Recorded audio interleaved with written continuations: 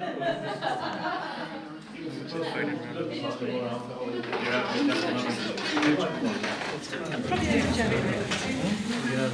or orange or water you prefer?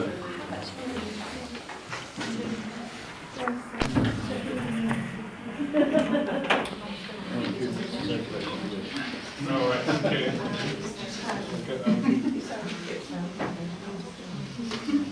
Is this to start? Yes.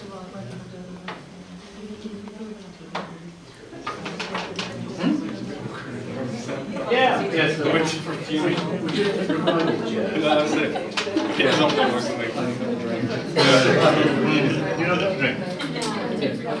Yourself, now I'm making sure David's on.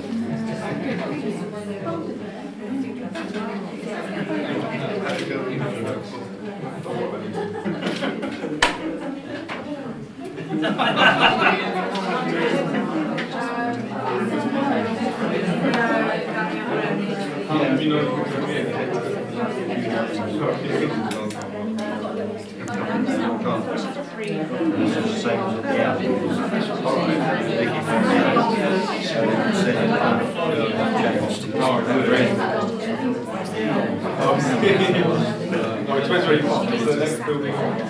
Yeah, I did see the sign when I drove in. I saw the signs and stuff.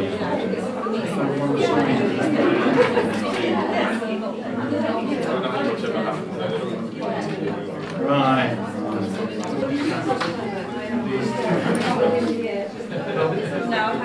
Help my waistline by eating all the food. Otherwise I should eat it all. Yeah.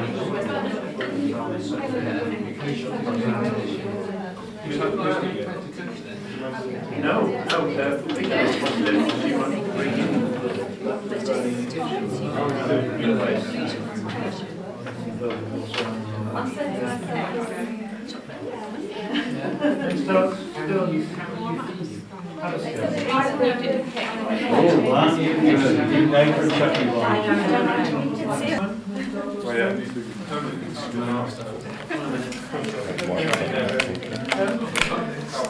Stop the intake one.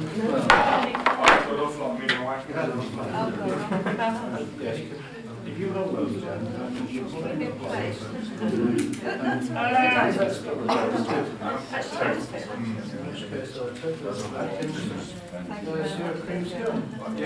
anyone else?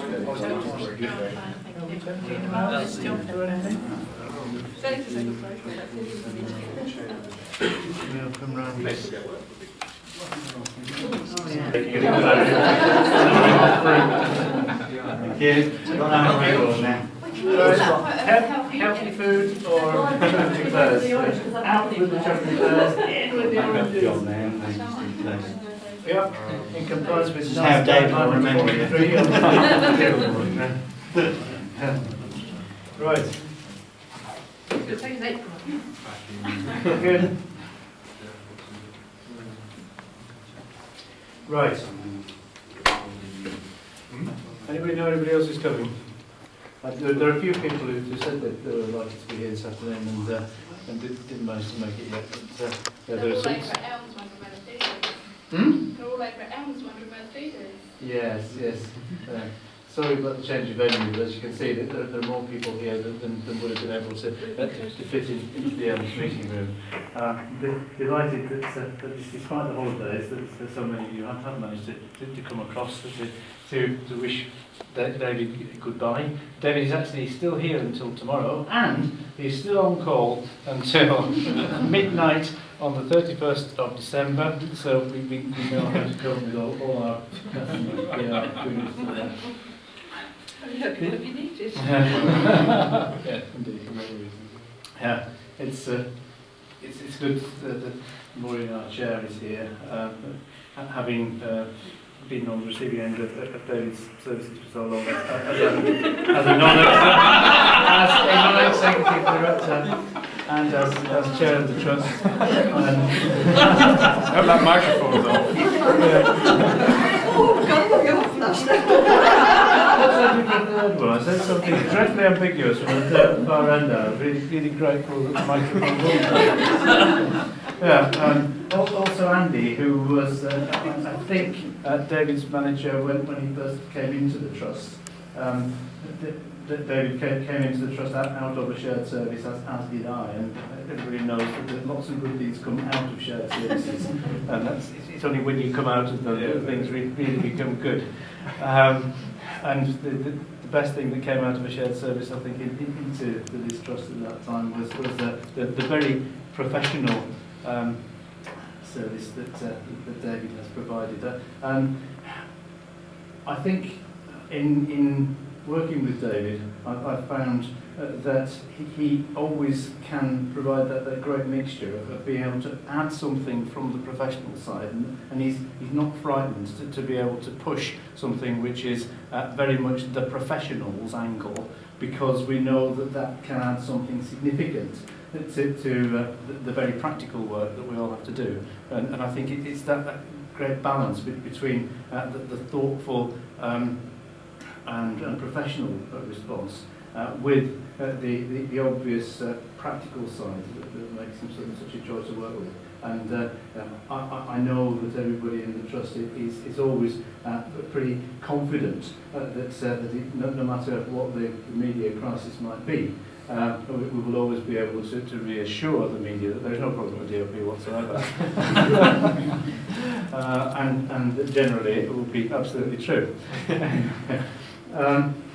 I've also admired in working with David the way in which he's been able to give himself so completely to his job, and at the same time give himself completely to his family, which is I think my definition of a good work-life balance. And David was one of the few people who had the courage to do it, but by actually taking a formal cut in his working hours and what goes with that, to actually devote himself properly and fully to his family life, and I'm really pleased that he's been able to do that. I hope that despite the fact that I guess you're working full-time in the future, you'll still be able to maintain that balance that keeps the joy of family life going.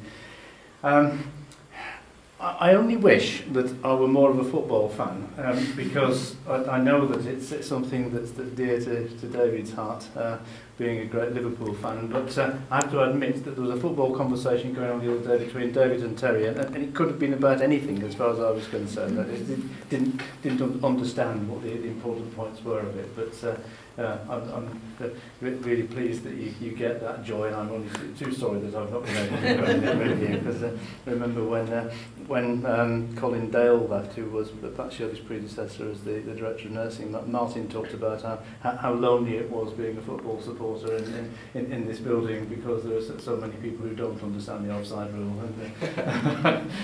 So I'm glad you had that pleasure. We do wish David all the best in his new role. He's going to be going far and not far, because you've not sold your house yet, have you? So we wish you well in being able to sell the property whenever you want to, because I know you're trying to sort of juggle lives between here and Essex. But when you do manage to do that, we'll be sorrowful in saying goodbye to you from Hampshire, but in the meantime we're hoping that we will be seeing you again, but that we won't have to call too much on your services over the Christmas period. David, I have been very privileged to have had the comms team within the HR Directorate for the last year or so.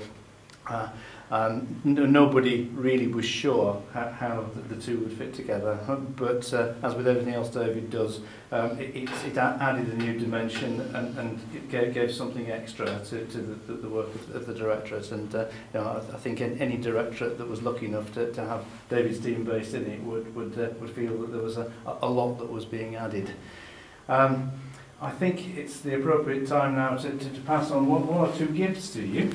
But I'll leave a card here which I hope everybody has managed to sign. There are a number of people from around the Trust who registered that they're dismayed that they weren't going to be able to be here, but at least have signed the card. This is a gift which, according to Vicky, is likely to be your main present and something that you really value, something that you are into. And so we hope that when you're reading that, that's not too much of a clue. It's not chocolates that you will be thinking about it. And also, if life gets a little bit too heavy, there are one or two other things here. We have some rather specific instructions about your taste in wine, which I'm not sure whether we've been able to follow to the letter.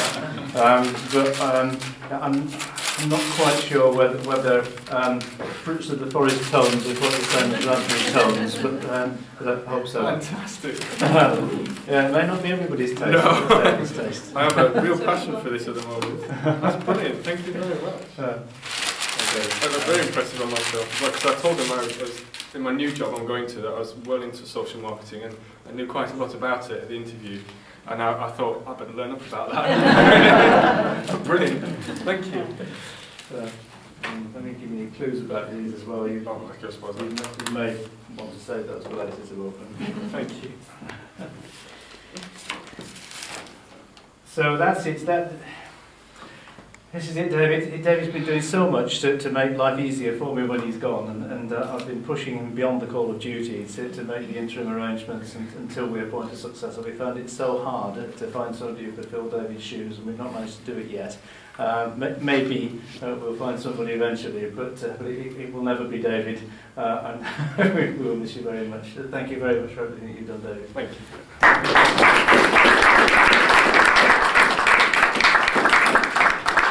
I suppose it's my turn to say a few words now. I'm dreading this because it's not my job to be in front of the camera. It's my job to be behind it, directing everybody else. And we weren't expecting a camera. No, I certainly won't. Thanks, Cole. When I first started, my first ever day in doing PR communications jobs, I went during my training, so my induction for it. They said to me, whatever you do, don't get in front of the camera. If you get in front of the camera, you have to buy cakes for the office. That's the rule. That's the sort of tradition handed down from PR practitioner to PR practitioner through generations. First day in the job, I was meeting Gordon Brown. I mean, not just me, but we're doing an event where Gordon Brown was, and I was working with some new dealers through the government's New Deal programme, and they were really nervous about meeting Gordon Brown. So there I was, briefing them. Don't worry about it, he's going to be very nice. He's a very nice gentleman, I've met him before.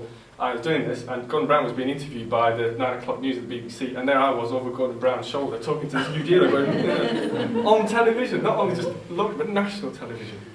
So I've been very careful ever since to be behind the camera. Although Carl tells me he's got me on a few shots. Like Alfred Hitchcock, he appears in all my films. Slightly back to the camera as well, so I can carry on there. Can I say, it's been wonderful working here. I've learned an awful lot. I came in to this job as a press officer. I was going to say lowly press officer, but it wasn't a lowly press officer. I've always been encouraged to push my horizons in this organisation and supported through training. And it's certainly paid off, and I've really enjoyed it. And one of the things I've really enjoyed about the job is for what we work for. Working for people with mental health problems and learning disabilities, and I might be a bit evangelical, but actually it really matters, because on those really gritty days, in the middle of winter, when you really can't be bothered, sometimes it makes it worthwhile coming in and dealing with that press inquiry and saying, no, it's not like this at all, you have to change your mindset, something is different, and about this trust and the way we do business, and that's been a real privilege, and I've really enjoyed it. And one of the reasons that's been so good is because the people around me have felt that.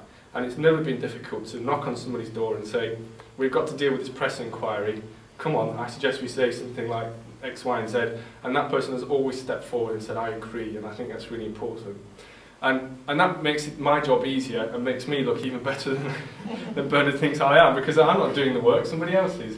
But I think it helps and makes a difference, and I'm really proud to have had this opportunity to learn in such an environment from so many brilliant people. I don't know what much more I can say really. I'm really sorry to leave, I have to say, but equally it's a really good and exciting opportunity, so I'm going to grab it with both hands. But in fact, actually, just before I do leave, there's a story I've told at a few events and presentations I've been at. I'm sorry if you've all heard it, but it concerns Alistair Campbell. was on an event this trust supported me on a few years ago, and Alistair Campbell was there, and he was doing a presentation and meeting him and learning all about how we should do good public relations and so on. But he told us this story at a lunchtime, and it concerned the time when he was training to be in the London Marathon, and he was doing lots of training runs across London. And one day he was running through Hyde Park, and he saw a poor chap being attacked by 2 or 3 other people. And he thought for a few moments and thought, well, shall I get involved or shall I just leave this be?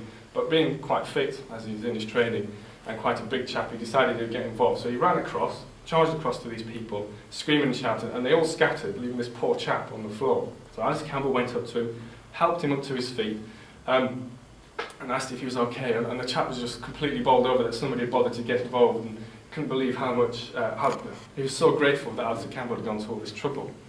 And Alistair Campbell said, well, don't worry about it. He said, it's the very least I can do. Can I make sure, take you home or take you to hospital and make sure you're all right? So he took the poor chap wherever he wanted to go. And he was just about to leave him, and Alistair Campbell said, look, I think I've got a really good look at those people, so if this does come to court, I'm happy to stand as a witness and do whatever else I can. And the chap was, he said, that's just amazing. He said, you've already done more than enough for me. That would be brilliant. Thank you.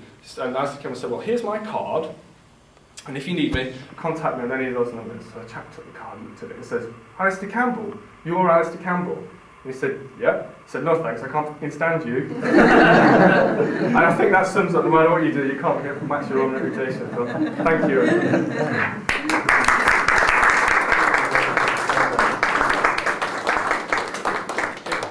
One more thing I'd like to do, which is that since most of you know that David isn't the only one that's leaving the service in the next few days, and that some of you won't be here on the 28th of December, which is Vicky's last day, I would just like to take this opportunity to pass over this small bouquet. Come on, Vicky. As a gesture of the appreciation we have for the service that you've provided to the trust. Well done. Vicky came to us on a placement during her degree, and we obviously were very keen to obtain her professional services on a longer term basis once the degree was finished. And so she came back to us firstly as really a direct succession to her trainee post, and has developed into a fuller communications officer role since that time. But unfortunately, we weren't able to develop the post even further to retain her services to the limit of what we can do. But we're really pleased that you've found a good slot within Portsmouth City PCT, and we wish you all the very best there. We're discussing that really we should have a decent succession plan whereby people are able to stay within the trust. But I think the second best thing is that we know where you are locally, and the very next time we're looking for a communications head of media and communications, then we'll know where we're looking for one application from. So thank you very much indeed, Vicky, for everything that you've done as well.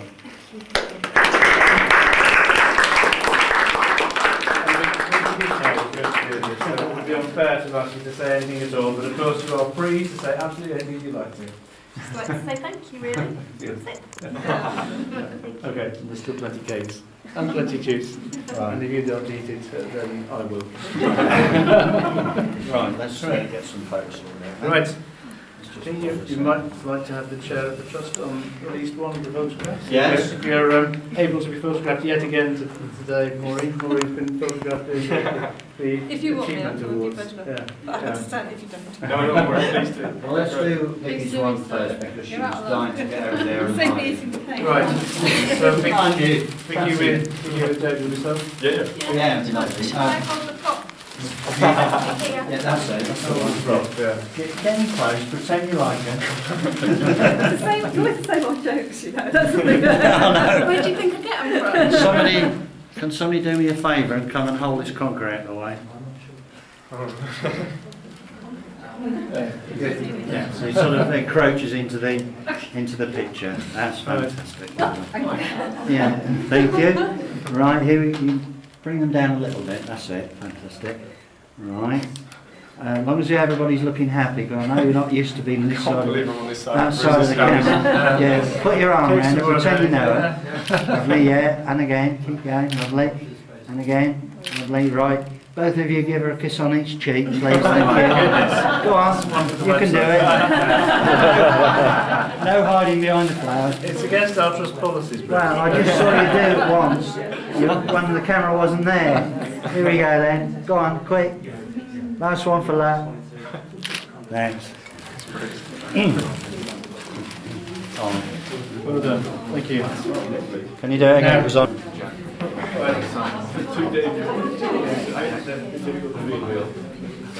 Yeah. So we've got governors now, right, just in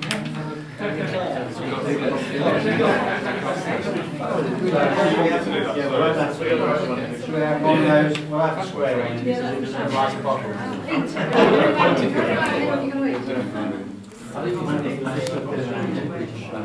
Oh, you know all about that.